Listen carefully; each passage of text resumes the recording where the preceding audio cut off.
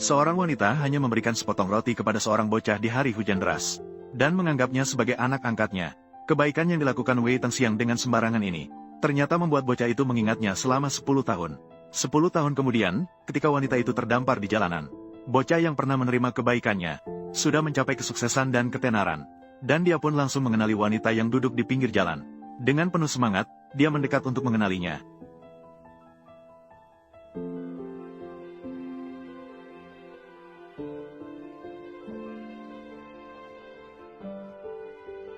Begitulah wanita itu dibawa pulang oleh anak angkatnya.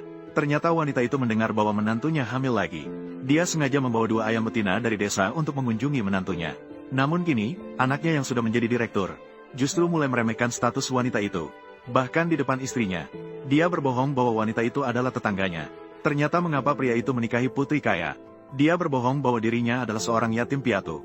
Selama bertahun-tahun, dia tidak pernah mengizinkan wanita itu mengunjunginya. Untungnya, kini dia menemukan kembali anak angkatnya yang masih mengingatnya. Saat itu, wanita itu melihat syal yang pernah dia berikan kepada anak angkatnya. Melihat syal yang terawat dengan baik itu, dia langsung merasa sangat terharu.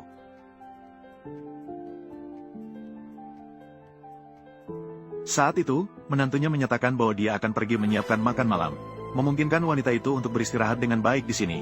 Namun setelah kedua orang itu selesai memasak dan kembali, mereka tidak melihat sosok wanita itu. Saat dia sedang bingung, tiba-tiba dia menemukan secarik kertas yang ditinggalkan wanita itu. Dia teringat akan tindakan konyol yang dilakukan oleh putranya. Namun putranya yakin wanita itu pasti akan diperlakukan tidak adil di sana. Jadi dia segera membawa istrinya pergi ke tempat wanita itu berada. Begitu sampai di rumah, dia langsung mengeluh tentang wanita itu. Bahkan sebelum masuk rumah, dia sudah memintanya untuk memakai penutup sepatu. Tepat saat itu, seorang anak kecil datang.